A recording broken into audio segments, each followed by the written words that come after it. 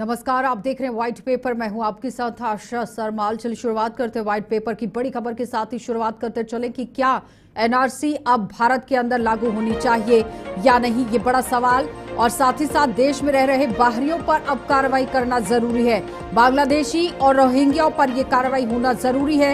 NRC लागू करने के बाद भारत में बसे हुए घुसपैठियों को बाहर निकाला जा सकता है। एनआरसी बिल अभी केवल असम में ही पूरी तरह से लागू हुआ है। इस वक्त की बड़ी अपडेट बताते चलें। एनआरसी बिल मुख्य मकसद किस तरह से रखता है, देखिए अगर एनआरसी लागू होता है तो किस तरह से यहाँ पर बदलाव देश के अंदर हो सकता है। देश में अवैध रूप से रह रहे प्रवासियों को उनके देश वापस भेजा जा सकता है। अमेरिका और यूरोपीय देशों में अवैध प्रवासियों को लेकर कड़े कानून यहाँ पर पहले से ही बनाए गए हैं, लेकिन अब भारत के अंदर भी कड़े कानून बनाने की जरूरत है। ऐसा नहीं है कि कड़े कानून नहीं है, लेकिन एनआरसी पर भी अब काम करने की जरूरत है, क्योंकि जिस तरह से आप देखिए स्पाई एजेंट यहाँ पर काम कर रहे हैं, सवालिया निशान जरूर उठ रहा है। जासूसों पर नकेल कसना जरूरी है और उसके साथ साथ देखिए स्लीपर सेल्स पर भी कार्रवाई होनी चाहिए। लेकिन उससे पहले अगर देश के अंदर एनआरसी की जाती है तो जाहिर तौर पर स्लीपर सेल्स को चिन्हित करने में काफी तरीके से यहां आसानी होगी। लेकिन जल्दी जल्दी से आपको दिखाते चले कि एनआरसी है क्या और किस तरह का बदलाव अगर होती है तो यहां पर होगा। देखिए सबसे पहले national register of citizen bill है, जिसे एनआरसी के नाम से जाना जाता है। और साथ ही बताते ये भी चले कि जिसमें भारत में रह रहे सभी वैध नागरिकों का रिकॉर्ड रखा जाएगा। और ये भी बताएं कि एनआरसी की शुरुआत 2013 में सुप्रीम कोर्ट की देखरेख में यहाँ पर हुई थी, जिसमें असम में इसका पालन भी किया गया। फिलहाल यह असम के अलावा किसी अन्य राज्य में अभी तक लागू नहीं की गई है। और बताते चले कि एनआरसी में अगर शामिल होना है तो क्या कुछ जरूरी दस्तावेज आपको चाहिए। ग्राफिक्स के जरिए आपको समझाएंगे कि आखिर किस तरह से एनआरसी है, एनआरसी कहां पर स्टैंड करता है, मतलब क्या कुछ है इसका, और उसके बाद एनआरसी अगर होता है तो कौन कौन से जरूरी दस्तावेज आपको यहां पर चाहिए। तो जल्दी जल्दी से ग्राफिक्स के जरिए देखिए। एनआरसी का मतलब तो आपने समझ लिया, एनआरसी में शामिल होने के लिए क्या कुछ यहां पर जरूरी है वो समझिए। क्योंकि एनआरसी के तहत भारत का नागरिक साबित करने के लिए किसी व्यक्ति को यह साबित करना होगा कि उसके पूर्वज 24 मार्च 1971 से पहले भारत आ गए थे और अवैध बांग्लादेशियों को निकालने के लिए इससे पहले असम में इसे लागू किया गया। तो अगले संसद में सत्र में ही इसे उठाने की बात कही गई थी, लेकिन पूरे भारत में लागू करने के लिए इसके लिए अलग अलग जरूरतें और मसूदा तैयार किया जाना जरूरी था और ये कहा भी गया था। उसके बाद एनआरसी के लिए किन दस्तावेजों की जरूरत रहती है। देखिए भारत का वैध नागरिक साबित होने पर यहाँ एक व्यक्ति के पास रेफ्यूजी रजिस्ट्रेशन, आधार कार्ड, जन्म का certificate, LIC policy, citizenship certificate, passport, सरकार के द्वारा जारी किया गया लाइसेंस या फिर सर्टिफिकेट में से कोई एक होना अनिवार्य है। और इसके बाद एनआरसी में शामिल ना होने वाले लोगों का आप देखिए क्या कुछ होगा। अगर किसी के साथ यहाँ पर डॉक्यूमेंट्स को लेकर आप देखिए नहीं बनता है कि आपके पास डॉक्यूमेंट नहीं है, तो फिर उस केस में किस तरह से कार्रवाई भारत के अंदर हो सकती है अगर एनआरसी लागू होता है। अगर कोई व्यक्ति एनआरसी में शामिल नहीं होता तो उसे डिटेंशन सेंटर में ले जाया जाएगा, जैसे कि यहाँ पर आपने देखा कि असम के अंदर हुआ, क्योंकि असम के अंदर एनआरसी को लागू किया गया और जिन लोगों के पास डॉक्यूमेंट्स नहीं थे उन्हें यहाँ डिटेंशन सेंटर में डाला गया। इसके बाद सरकार उन देशों से संपर्क करेगी जहां पर दूसरे देशों की सरकार अगर मानती है, यानी संपर्क करेगी कि वो उसके नागरिक हैं या नहीं। अगर सरकार द्वारा उपलब्ध कराए गए साक्ष्यों को दूसरे देशों की सरकार मान लेती है तो ऐसे अवैध प्रवासियों को वापस उनके देश भेज दिया जाएगा। और अगर नहीं होता तो फिर डिटेंशन सेंटर में, और उसके बाद किस तरह के हालात रहेंगे ये आपके सामने। लेकिन फिलहाल देश के अंदर एनआरसी करना अब बहुत जरूरी हो गया है, क्योंकि जिस तरह से जासूसों की लंबी लिस्ट अब होना सामने शुरू हो गई है और उसके साथ साथ स्पाई आप देखिए एजेंट किस तरह से तैयार हो रहे हैं देश के अंदर और पाकिस्तान के लिए काम कर रहे हैं, तो ऐसे लोगों पर नकेल कसने के लिए कार्रवाई करना बहुत जरूरी है। चलिए पैनल की ओर बढ़ जाते हैं और इसी पर चर्चा कर लेते हैं कि देश के अंदर एनआरसी को लागू करना अब कितना जरूरी हो गया है और किस तरह से ये लागू हो सकता है। तो कर्नल सतीश मंगोत्रा हमारे साथ जुड़ गए हैं, रिटायर्ड रक्षा विशेषज्ञ हैं। बहुत बहुत स्वागत कर्नल जुड़ने के लिए। विनोद शुक्ला है हमारे साथ, विदेश मामलों के जानकार हैं, आपका भी बहुत बहुत स्वागत जुड़ने के लिए। दिनेश मल्होत्रा हमारे साथ हैं, राजनीतिक विश्लेषक हैं, बहुत बहुत स्वागत दिनेश जी आपका भी जुड़ने के लिए। सबसे पहले तो कर्नल मंगोत्रा मैं आप ही के पास आऊंगी। जिस तरह से राष्ट्र की सिक्योरिटी को लेकर बात हो रही है कि जासूस सामने आ गए हैं, स्पाई एजेंट सामने आ रहे हैं, स्लीपर सेल्स पर कार्रवाई हो रही है, OGWs पर कार्रवाई हो रही है, लेकिन आपको क्या लगता है कि एनआरसी करना भी अब कितना जरूरी है, क्योंकि सिक्योरिटी के लिहाज से अगर ये तमाम बातों को देखा जाए? आशा जी, बिल्कुल आप जो सवाल उठा रही हैं बिल्कुल बिल्कुल वाजिब है और बहुत जरूरी है। देखिए, नेशनल सिक्योरिटी का जो भी मामला, आप हमारी जो नेशनल सिक्योरिटी, आप देखिए आज तक जो भी जितने भी हमारे पर आतंकवादी हमले हुए हैं, उसमें हमारी जो local overground worker, underground worker, जासूस, ये लोग जो हैं उसमें शामिल हैं। अभी आप देखिए, लेटेस्ट आप लीजिए जो हमला हमारे यहाँ जो आतंकवादी हमला हुआ है पहलगाम के अंदर, और उसमें भी अगर आप देखें तो जब अभी पूरी जब डिटेल इसकी रिपोर्ट आई है, तो वहां का कहना है हमारी रिपोर्ट फोर्स का, तो उनका कि तमाम यहाँ तक कि इवन घोड़े वालों को मालूम था कि वहां पर ये होने वाला है। तो इसका मतलब ये है कि लोगों ने घरों में रखा उनको। तो ये नेशनल सिक्योरिटी का मामला जो है बहुत जरूरी है। जहां भी आतंकवाद का जो भी कार्रवाई जो हमारे ऊपर होती है, वो है सारी इन्हीं लोगों की वजह से ये कार्रवाई जो है होती है।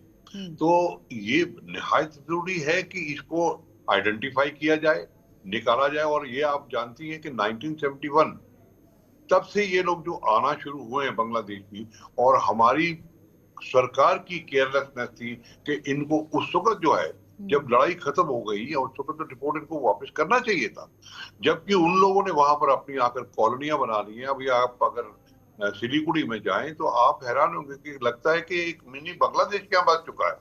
तो इन चीजों को निकालना बहुत जरूरी है, क्योंकि हमारी अपनी नेशनल सिक्योरिटी के ऊपर ये बातें आती हैं। अभी आप देखिए, अरोंगिया ये कहां से आ गए, कहाँ है?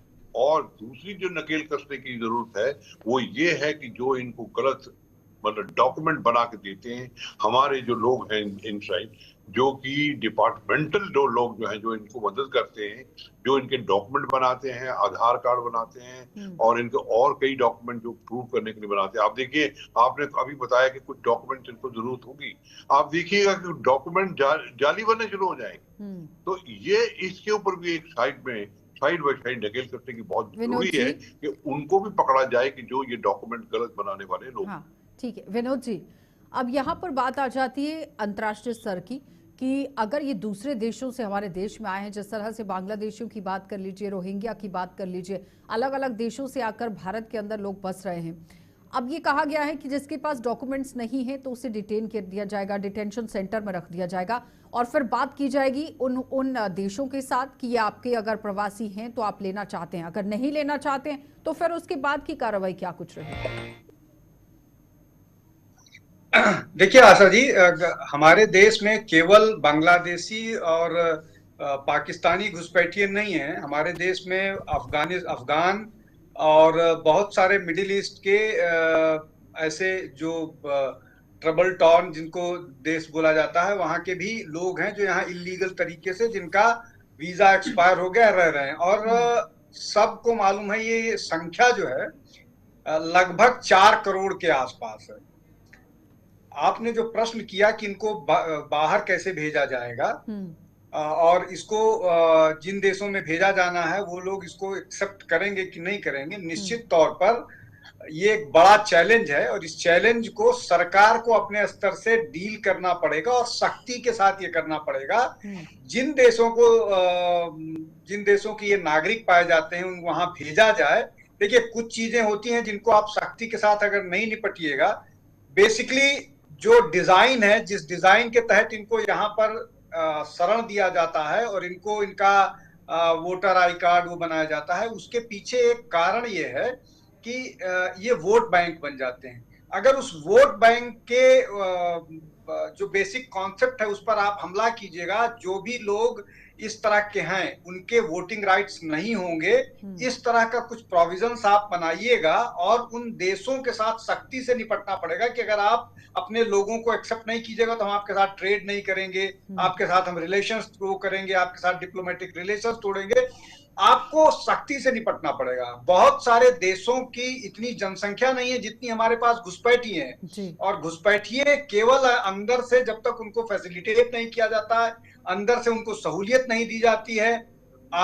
ये जो कार्ड्स की बात है, आधार कार्ड बनवाए जाए, वीजा पासपोर्ट बनवाया जाए, ये तो समझ में आता है, आप दिल्ली में एक इलाका है, वहां के आम आदमी पार्टी के एक विधायक हैं, वो उनको हर महीने राशन उपलब्ध कराते हैं, महीने का खर्च उपलब्ध कराते हैं। ये केवल दिल्ली का मामला नहीं है, उत्तर प्रदेश के बहुत सारे इलाकों में, हालांकि उत्तर प्रदेश में अब इसमें बड़ी कमी आई है, लेकिन आप देखिए जम्मू कश्मीर से लेकर के केरल, तमिलनाडु और गुजरात से लेकर के, अभी गुजरात में लंबा एक बड़ा वो डिमोलिशन ड्राइव चल रहा है, नॉर्थ ईस्ट के रिमोट इलाके तक कोई ऐसा चीज नहीं है। आप अपने आसपास देखिए, कम से कम जहां पर मैं रहता हूं वहां पर आप देखिए, जो काम करने वाली महिलाएं आती हैं वो होली दिवाली पर छुट्टी नहीं मांगती हैं, लेकिन मुहर्रम पर उनको छुट्टी चाहिए, ईद पर छुट्टी चाहिए, और ऐसे समय पर छुट्टी चाहिए जब उन त्योहार मुस्लिम्स के होते हैं, और ये और उनके नाम से आप आइडेंटिफाई नहीं कर सकते हैं, उनका नाम पूरा हिंदू होगा। तो ये बड़ी योजनाबद्ध तरीके से होता है, और शक्ति के अलावा और कोई चारा आशा जी मुझे समझ में नहीं आता है। पाकिस्तान के अंदर जो ज्योति मल्होत्रा वाला केस आया है उसमें भी तो एहसान मलिक उर्फ दानिश था, और दानिश के नाम से कोई अंदाजा भी नहीं कर सकता था कि इस तरह से भी काम कर रहा होगा। चलिए रुकते हैं एक छोटे से ब्रेक के लिए, जल्द वापस लौटते हैं, आप बने रहिए हमारे साथ।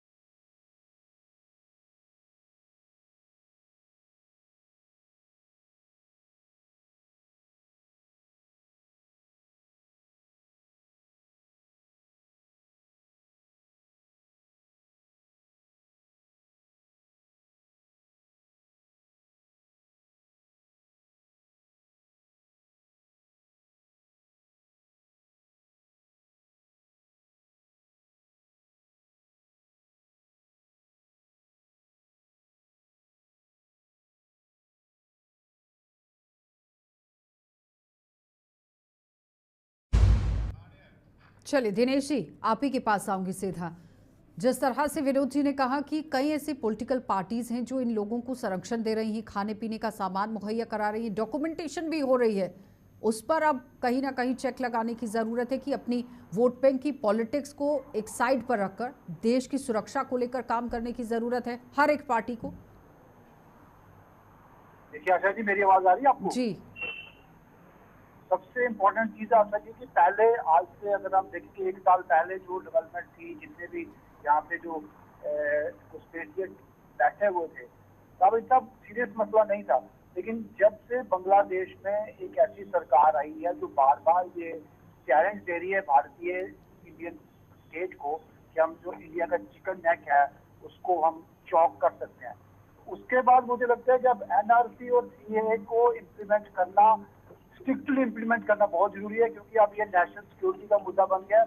जितने भी बांग्लादेशी और रोहिंग्या यहाँ पे रहते हैं, अब उनको यहाँ से खदेड़ना जरूरी है। ये बात जैसे आप एक पैनलिस्ट ने बात कही उन्होंने कि पॉलिटिकल माइलेज के लिए मतलब एक वोट बैंक बना है। दिल्ली की बात छोड़िए, आप अब जम्मू में भी एक इलाके में ये वोट बैंक बना हुआ है, बंगाल में तो बहुत बड़ा वोट बैंक है, असम में बहुत बड़ा वोट बैंक है। अब हमें अपनी पार्टी उठना पड़ेगा, तभी देश की ये समस्या का समाधान होगा। क्योंकि अब ये छोटी मोटी समस्या नहीं है। बांग्लादेश की सरकार जिस तरह से हमें बार बार चुनौतियां दे रही है, तो ये बहुत बड़ी समस्या बन गई है और देश की एकता और अखंडता के लिए बहुत बड़ा चैलेंज है। ठीक, मल्होत्रा जी आवाज आ रही है क्या?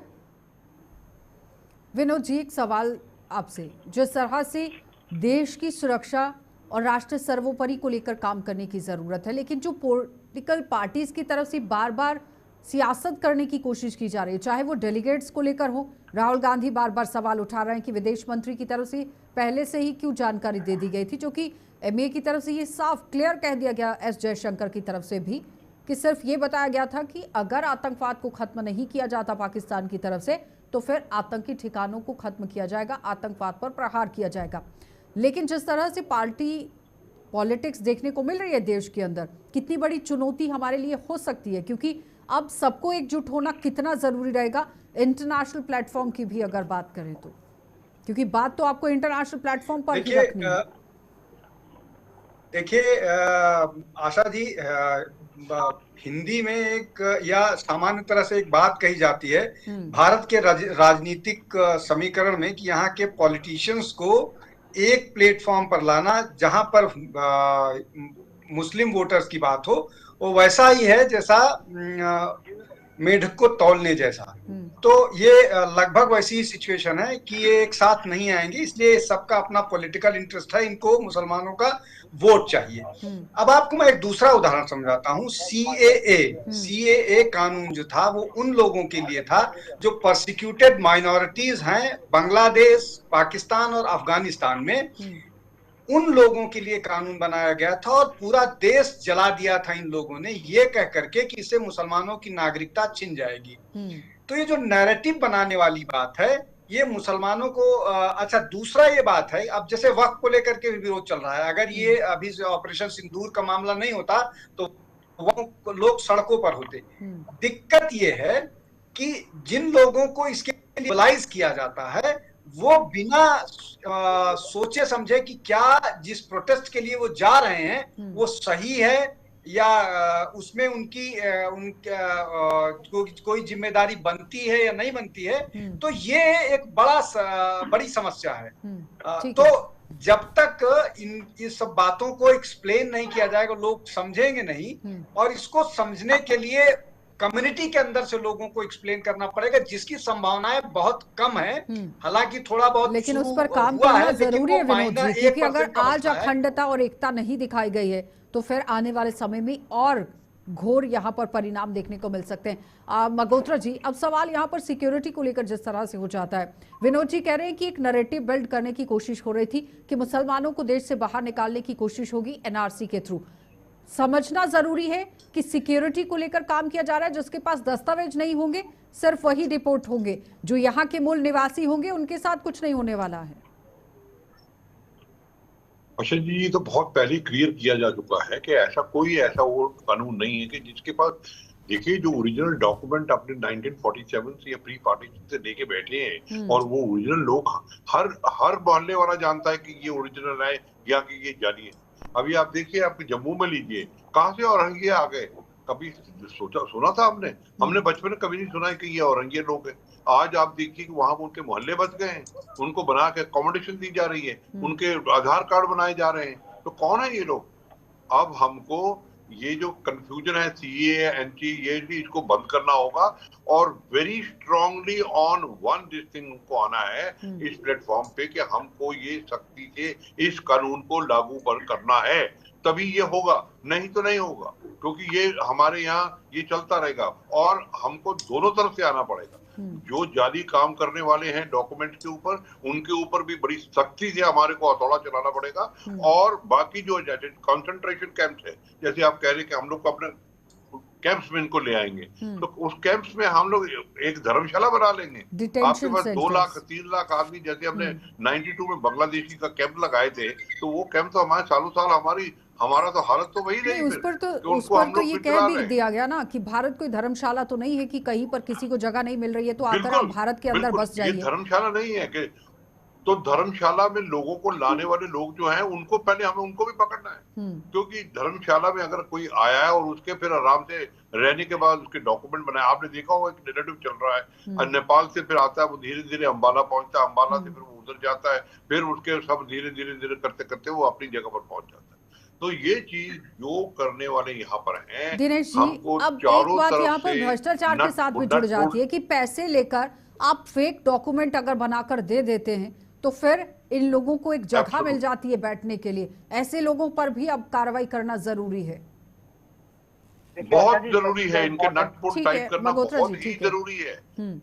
दिनेश जी, देखिए आशा जी, सबसे इम्पोर्टेंट बात यह है कि अगर इन लोगों का वोट ना बने तो कोई भी पॉलिटिकल पार्टी इनको सपोर्ट नहीं करेगी। जैसे आपने बिल्कुल ठीक बात कही कि भ्रष्टाचार सबसे बड़ा मुद्दा है। भ्रष्टाचार के कारण पहले इनका आधार कार्ड बनता है, इनका राशन कार्ड बनता है, उसके बाद इनका वोटर ID कार्ड बनने में, इनका वोटर लिस्ट में इनका नाम इंक्लूड हो जाता है। अगर सरकार एक ऐसी कॉम्प्रिहेंसिव पॉलिसी बनाए कि इन लोगों का वोटर ना बने, ये वोटर ना बने, अगर ये वोटर नहीं होंगे तो कोई भी पॉलिटिकल पार्टी इनको सपोर्ट नहीं करेगी। क्योंकि कुछ इलाकों में ये मतलब पर्टिकुलर पॉलिटिकल पार्टी के वोट बैंक बने हुए हैं। तो सबसे पहले सरकार को इनको निकालने से पहले इनकी लिस्ट बनानी चाहिए कि किसी भी हालात में इन लोगों का वोट नहीं बनना चाहिए।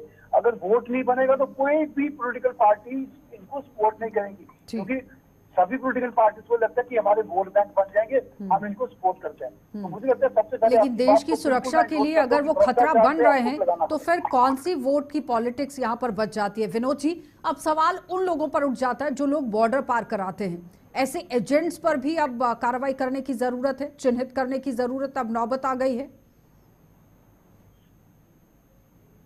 देखिए आशा जी, ऐसे हर व्यक्ति पर कार्रवाई करने की जरूरत है और सख्त कार्रवाई करने की जरूरत है। एक केवल एक वो नहीं है, एक बॉर्डर पार कराते हैं लोग, बॉर्डर कराने के बाद शेल्टर देते हैं लोग, शेल्टर देने के बाद उनके डॉक्यूमेंट्स बनाए जाते हैं, डॉक्यूमेंट्स बन जाने के बाद मान लीजिए किसी तरह से सुरक्षा बलों को ये पता लग जाता है कि यहाँ इलीगल या जो घुसपैठिए रह रहे हैं, तो उनको उन जगहों पर भेज दिया जाता है जहां पर पुलिस पहुंच ना पाए।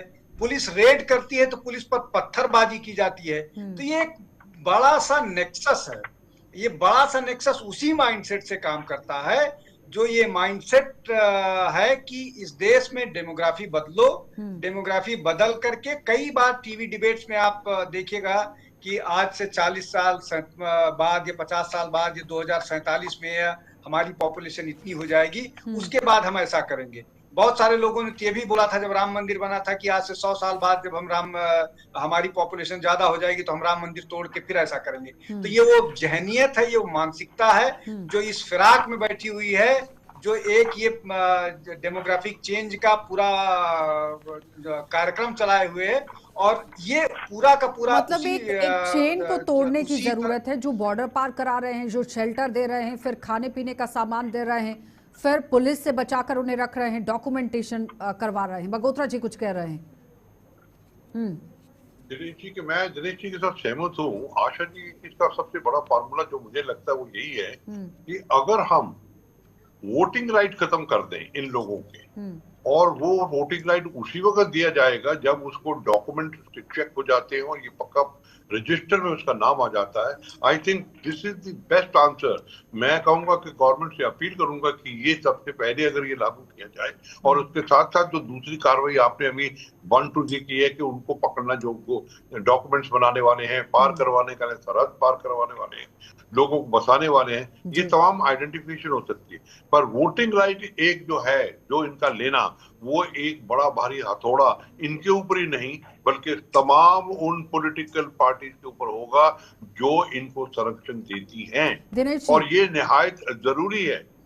दिनेश जी, एक बड़ा सवाल विनोद जी ने छोड़ दिया था कि 4 करोड़ की तादाद में ये लोग हैं, जो एक बहुत बड़ी चुनौती भी है।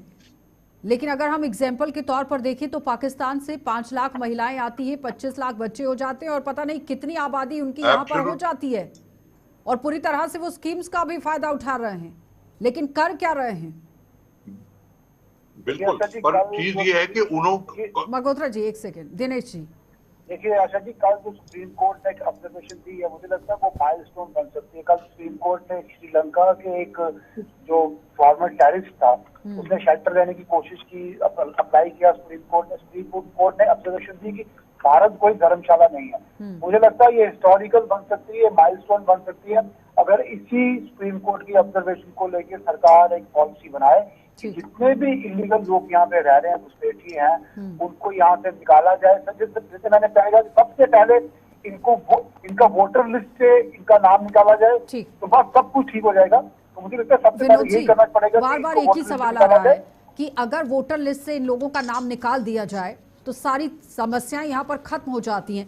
लेकिन भारत में रिफ्यूजी की जो आबादी है, उसकी तादाद है, 2020 में वर्ल्ड हेल्थ ऑर्गेनाइजेशन ने एक ग्लोबल रिपोर्ट जारी की थी, जिसमें उन्होंने कहा था कि जो शरणार्थी है उनकी पहली पसंद भारत है, और हमारे ही देश में यहाँ दक्षिण पूर्वी एशिया में उन 3 देशों में से सबसे ऊपर है। जिसमें आप देखिए, अगर WHO की माने तो दुनिया में हर 8 में से 1 व्यक्ति प्रवासी है। लगभग 48,78,704 प्रवासी हैं, जिनमें 2,07,334 रेफ्यूजी शामिल हैं। ये कांकड़ा ऑर्गेनाइजेशन की तरफ से दिया गया था, लेकिन अब ये 2023 का आंकड़ा 2020 का बताया गया था, आज 2025 है। कहाँ का कहाँ पहुंचा होगा? देखिए आशा जी, 2 चीजें हैं। एक तो ये कि ये आंकड़ा किसी संस्था का दिया हुआ है। भारत सरकार के जो संसद है, संसद में गृह राज्य मंत्री का दावा था 2016 में कि इस देश में लगभग 2 से 2.5 करोड़ घुसपैठिए रह रहे हैं। तो बाहर का कोई डाटा कितना देता है, किस तरह से देता है, मैं आपको एक मजेदार किस्सा सुनाता हूं। एग्जाम्पल के तौर पर इस पर नजर रखने की जरूरत है ना कि 2025 में आज कितना बड़ा होगा। फॉर एग्जाम्पल के तौर पर 5 लाख महिलाएं आती हैं, 25 लाख बच्चे हो जाते हैं, और उनकी आबादी किस तरह से हो जाती है, वहीं से ले लीजिए ना।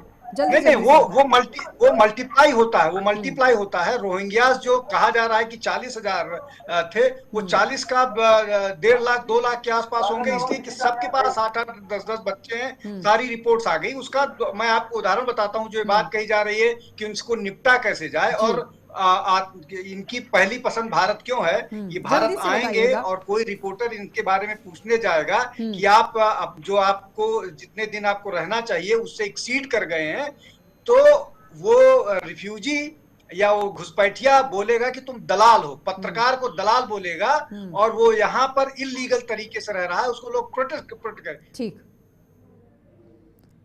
बहुत बहुत धन्यवाद विनोद जी जुड़ने के लिए। दिनेश जी आपका भी धन्यवाद, और मगोत्रा जी आपका भी धन्यवाद। तो फिलहाल NRC को अब लागू करना बहुत जरूरी है, क्योंकि देश की सिक्योरिटी पर अगर सवाल उठता है, सिक्योरिटी को लेकर अगर काम यहाँ खतरे में आता है, तो उस पर सारी पॉलिटिक्स को छोड़कर हर एक पार्टी को एक पटल पर आने की जरूरत है, और सरकार के साथ कंधे से कंधा मिलाकर इस पर काम करने की जरूरत है। सबसे पहले अगर इन लोगों का वोटर राइट खत्म कर दिया जाता है, तो फिर इन्हें बाहर निकालना बहुत आसान हो जाएगा। आप देखते रहिए कार्यक्रम।